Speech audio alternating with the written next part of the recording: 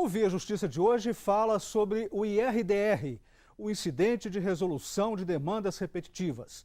Nossos convidados, o desembargador Afrânio Vilela, da 2ª Câmara Civil, e o desembargador Alexandre Santiago, da 11ª Câmara Civil do Tribunal de Justiça de Minas Gerais. Numa parceria da TV Assembleia com a Magis, a Associação dos Magistrados Mineiros, o Via Justiça está começando.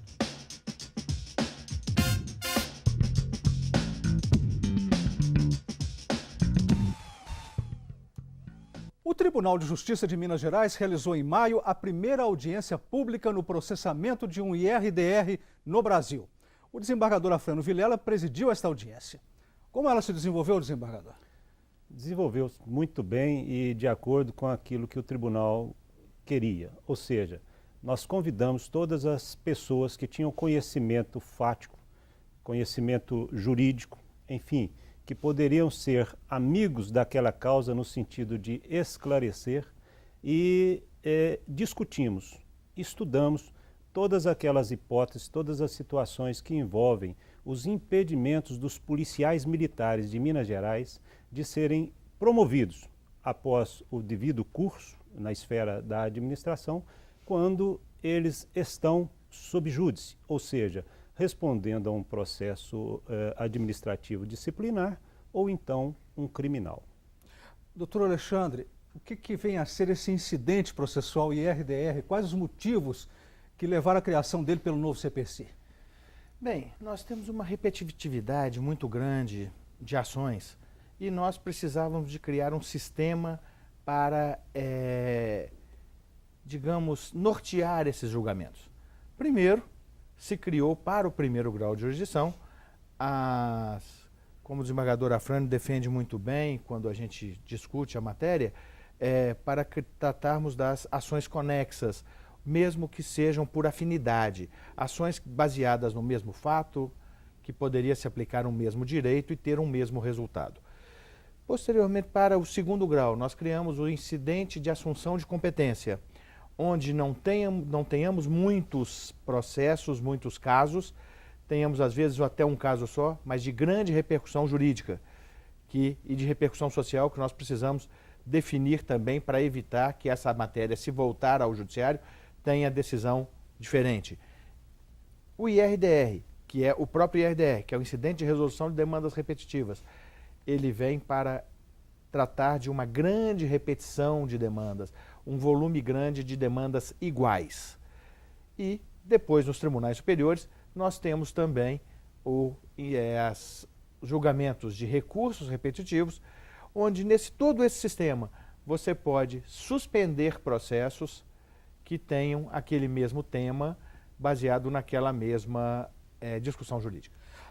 Desembargador Afrânio, quer dizer, para deixar claro para o telespectador, o IRDR é nesse grande sistema, é um incidente nesse grande sistema contra as ações repetitivas, né? Exatamente. A evolução social, ela trouxe muitas demandas na área da telefonia, na área da saúde, no próprio funcionalismo público, onde há um mesmo fundamento para aquelas demandas.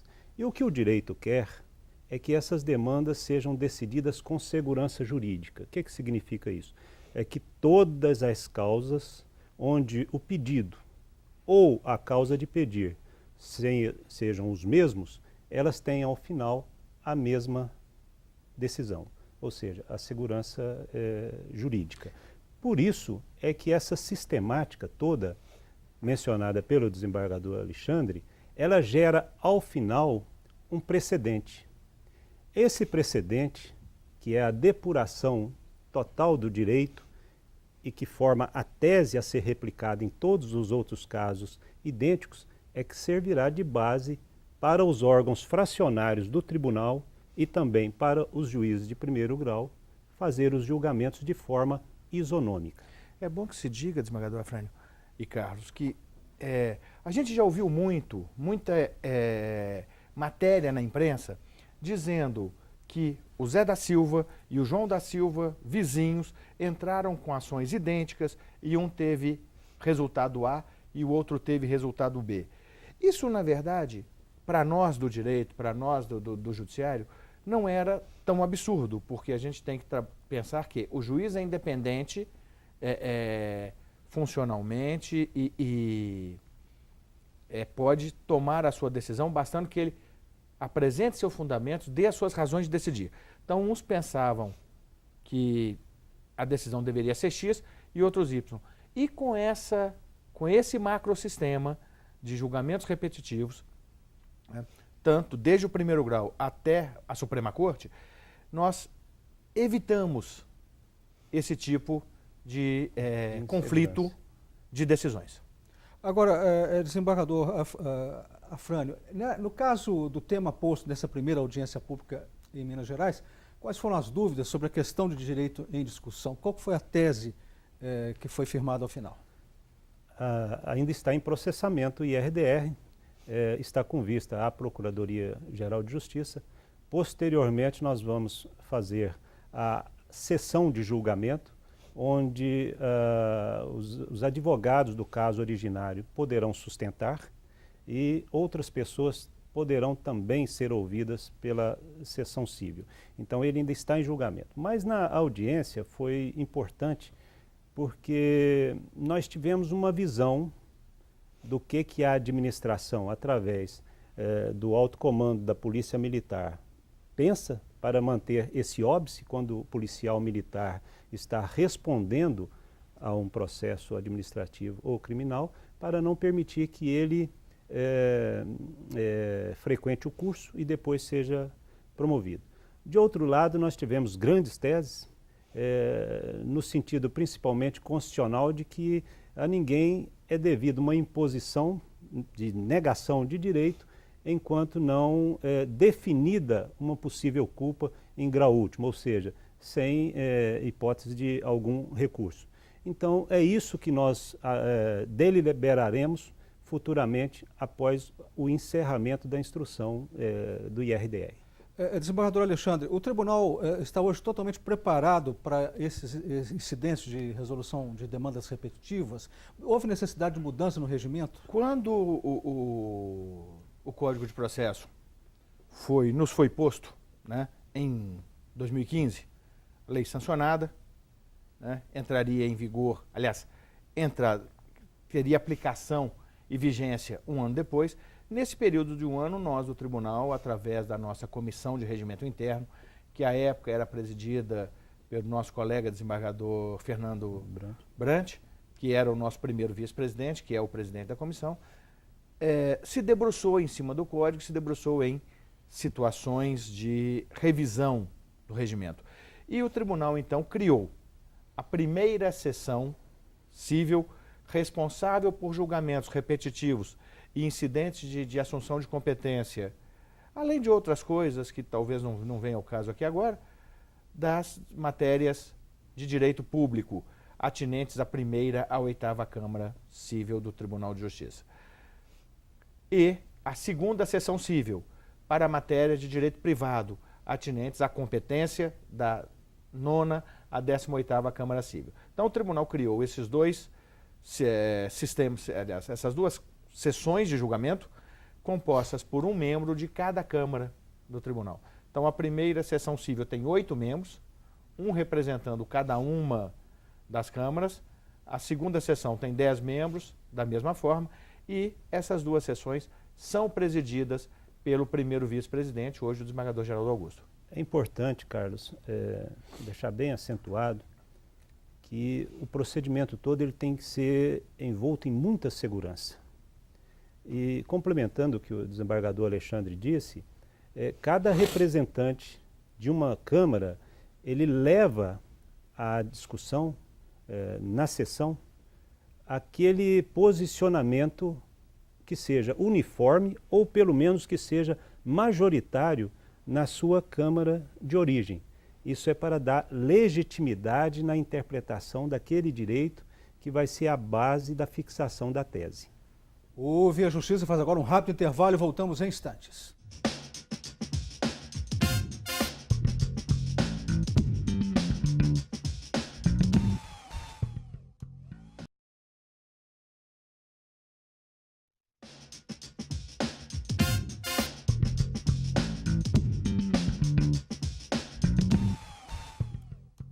O Via Justiça e o IRDR, o Incidente de Resolução de Demandas Repetitivas. O Tribunal de Justiça de Minas Gerais fez em maio a primeira audiência pública no Brasil em processamento de um IRDR. Participam do programa o desembargador Afrânio Vilela, da 2ª Câmara Civil, e o desembargador Alexandre Santiago, da 11ª Câmara Civil do Tribunal de Justiça de Minas Gerais. Desembargador Alexandre, como os artigos do CPC regulam o IRDR? O Código de Processo, ele criou esse sistema e primeiro disse, olha, se tivermos muitos processos sobre uma determinada matéria, onde haja discussão de direito, né, nós podemos criar o IRDR. E essa criação, ela se faz por provocação do juiz de direito, que se sentir na sua comarca ou na sua região um volume grande de demandas sobre aquela matéria, ele pode pedir ao presidente do tribunal que instaure um IRDR. O relator, né, no caso, um desembargador, recebendo um processo em distribuição, ele pode instaurar também um IRDR. As partes, qualquer interessado, o Ministério Público e a Defensoria Pública. Esses são os atores, né, principais para se começar um incidente. E, lembrando sempre, múltiplos processos, matéria de direito e a consequência para evitar decisões díspares, ou seja, decisões conflitantes sobre aquela matéria no Poder Judiciário. Desembargador Afrânio, só para ainda deixar claro para o telespectador, é questão de direito que o IRDR trata, né? Mas se houver fatos diferentes, questão de fatos diferentes, pode acontecer de uma tese ser firmada de forma imperfeita em face disso? Veja bem, o julgamento no judiciário é uma obra humana e, como toda obra humana, pode ser que haja sim, apesar de toda a segurança que envolve o procedimento. Mas, na própria sessão civil, nós somos 8 desembargadores. Então, um é o relator e os outros, os 7, eles são em tese não, juridicamente eles são os revisores, apesar de não terem esse nome. Pode ser sim que haja, e em havendo, qualquer um dos interessados pode pedir ainda durante o transcurso, antes do trânsito em julgado, que seja revisto. Uma outra hipótese é que a sociedade evolui, o direito evolui junto com a sociedade e pode haver uma evolução legislativa, ou seja, aquela base da fixação da tese, através de uma lei, ela vem a ser alterada posteriormente. Então, quando um juiz de primeiro grau ou o próprio desembargador no Tribunal de Justiça detectar essa alteração, ele, obviamente, vai solicitar à sessão civil a revisão daquela tese. Também é bom que se diga, Afrânio, que quando você julga um IRDR, você cria a tese que é obrigatória de aplicação. Porém, o magistrado, qualquer deles, seja de primeiro grau, seja um outro desembargador no julgamento de uma apelação, ele pode também dizer, olha, essa tese não se aplica a esse processo, fazer a distinção, ou seja, demonstrar o porquê que a tese não se aplica ao processo e deixá-la de lado e dar outra decisão à matéria. Como também ele pode utilizar essa tese estritamente e naquele processo específico perante o juiz ou perante o desembargador haja alguma outra questão que precisa ser decidida, obviamente. Então ele vai aplicar a tese e vai decidir aquelas outras questões fáticas que não foram submetidas à sessão civil para a formação da tese. Doutor Alexandre, qual é a natureza jurídica do IRDR? Por que não tem natureza de recurso nem de ação coletiva? O IRDR não é uma ação, né? Primeiro, não é ação coletiva porque ela pode ter uma única parte, né? Para ser ação coletiva, eu teria que ter múltiplos atores nesse processo. Eu posso ter apenas um. E não é ação, é um incidente. Por quê? Porque você não começa para firmar esse precedente, começa uma ação, começa dizendo de um fato, de um fundamento jurídico. Não, você parte de uma ação em andamento, pedindo ao tribunal que, naquele caso, fixe uma tese para pacificar todas as demandas iguais àquelas. Lembrando que a gente pode ter, e aí me vem a lembrança aqui, casos derivados do rompimento da barragem de Fundão, né? Que nós temos no direito privado de grande repercussão. Mariana, né? Barragem de Fundão e Mariana, que nós precisamos definir alguns casos. Nós temos 3 IRDRs instaurados para discutir alguns fundamentos fáticos e jurídicos desse caso. Desembargador Afrânio, qual que é o efeito imediato após a admissibilidade do IRDR, né? Ele suspende todos os processos individuais e coletivos. Qual que é a abrangência dessa suspensão? Admitido o IRDR, o relator determina a suspensão em todo o território de sua jurisdição, ou seja, no estado de Minas Gerais, a suspensão dos processos coletivos e individuais em primeiro e em segundo grau de jurisdição. No prazo de 1 ano, o IRDR precisa ser julgado, é o que a lei fixa, mas pode sim, por alguma causa eficiente, ser postergada essa decisão. Havendo a decisão no IRDR, aquela tese, aquela decisão, ela será replicada em todos aqueles processos suspensos. Mas ainda deixando claro para o telespectador, no caso de Minas, só a base regional do TJ de Minas Gerais, no Estado. A princípio, sim, dentro do Estado. Todavia, dentro desse grande sistema que foi montado para o julgamento dessas ações repetitivas, a parte na ação e o próprio relator ou o próprio presidente do Tribunal de Justiça, ele pode comunicar ao STJ, se a questão for de infraconstitucionalidade, e caberá ao STJ futuramente julgar o recurso sobre essa decisão do IRDR, ou então ao Supremo Tribunal Federal, se a questão for de constitucionalidade, e lá um dos ministros vai aferir se essa situação que é tratada aqui em Minas Gerais, ela tem repercussão em outros estados de outros estados do Brasil, como em Minas. E em havendo, ele vai determinar a suspensão nacional. Aqui em Minas nós já temos um IRDR instaurado que trata da questão do Uber. Vamos falar sobre isso no próximo bloco. O Via Justiça faz mais um intervalo e voltamos em seguida com o bloco final do programa.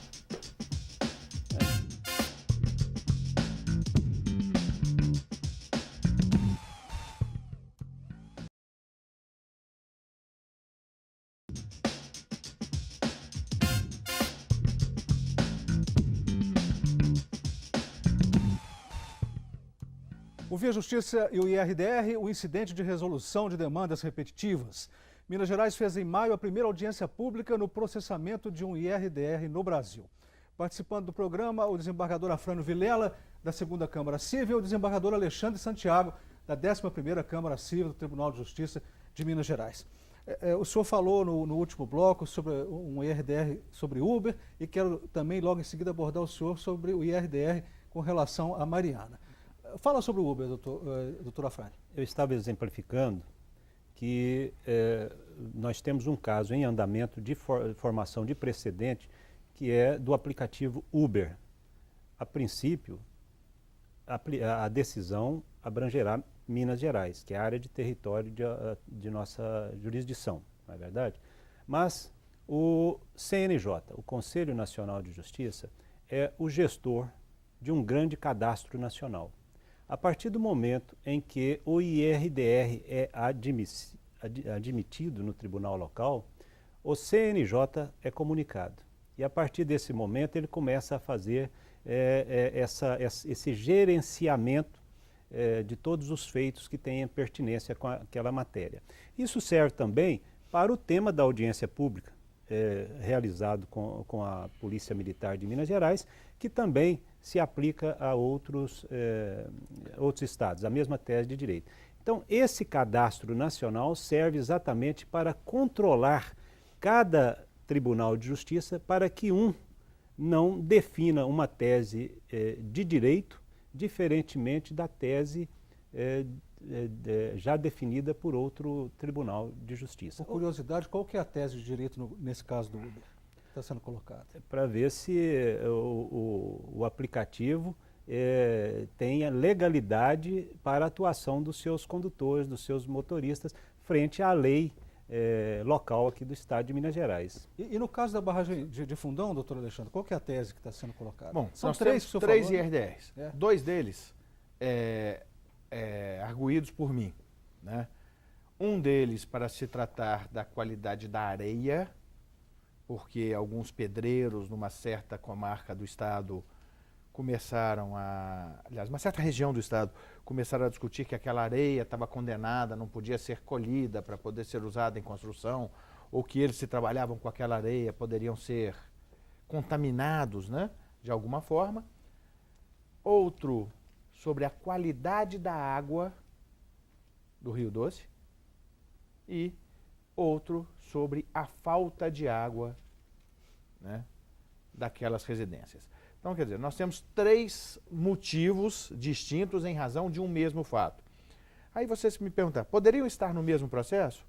Talvez, mas seria muito mais difícil eu firmar uma tese jurídica, né, de três fatos diferentes.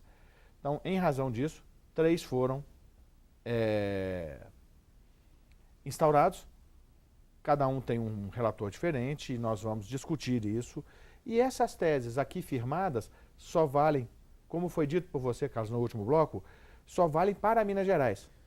Valem para Minas Gerais, Carlos, mas valem para todas as unidades judiciárias de Minas Gerais, inclusive até para os juizados especiais, se futuramente houver alguma discussão lá nos juizados especiais. Mas no caso aí da barragem, ela atingiu o Rio Doce, que vai até o Espírito Santo. Como é que resolve isso? Sim. Vai valer só para cá? Não vai a valer nossa pro Espírito decisão Santo? vale só em Minas, podendo qualquer interessado, seja mineiro, capixaba, baiano, né, ou amazonense, né, pedir ao Supremo Tribunal ou ao STJ, dependendo da matéria, se constitucional ou infraconstitucional, a extensão de nossa tese a todos os atingidos por esse acidente, né, de triste memória. E se essa extensão for deferida por esses tribunais superiores, algum processo ou mesmo recurso que estejam em outras unidades de outros estados, eles serão suspensos, aguardando aquela definição que aí sim virá pelo Tribunal Superior quando julgar o recurso sobre a tese firmada aqui no Tribunal de Justiça de Minas Gerais. Desembargador Alexandre, houve algumas críticas, né, dizendo que o IRDR foi criado para reduzir a carga de trabalho dos tribunais. Isso procede? Como é que o senhor vê essas críticas? Eu vou te dizer que eu me divirto com esse tipo de crítica infundada, né? Primeiro, porque todo mundo reclama que o judiciário é moroso, que o judiciário é lento, que o judiciário não faz justiça, que a justiça tardia é injustiça. Bem, quando se cria um mecanismo jurídico que pode trazer uma aceleração de alguns processos, se faz esse tipo de crítica. Na verdade, ele não foi criado para acelerar ou para reduzir processos simplesmente. A primeira intenção desse sistema é trazer segurança jurídica. A segunda intenção talvez seja, sim, reduzir a litigiosidade. Nós temos que pensar, Carlos, que, segundo o relatório do CNJ, Justiça em Números, nós temos 100 milhões de processos em andamento, né? E 100 milhões é um negócio complicado para poder lidar. A gente está chegando ao final do programa, mas o desembargador Afrânio Vilela destacou no final da sessão que a audiência pública realizada pelo TJMG representou não apenas um ato jurídico, mas também um ato de cidadania. Por que, desembargador? Veja bem, a audiência pública foi realizada pela sessão civil, que é o órgão mais alto do tribunal. E lá foi facultada a palavra a todas as pessoas, mesmo não sendo advogados, para expor o que elas pensavam sobre o tema. Por isso é ato de cidadania. Muito obrigado aos senhores pelas participações. O Via Justiça de hoje termina aqui. Este programa é uma parceria da TV Assembleia com a Mages, Associação dos Magistrados Mineiros. Nosso e-mail, viajustiça@mages.com.br. E até o nosso próximo encontro.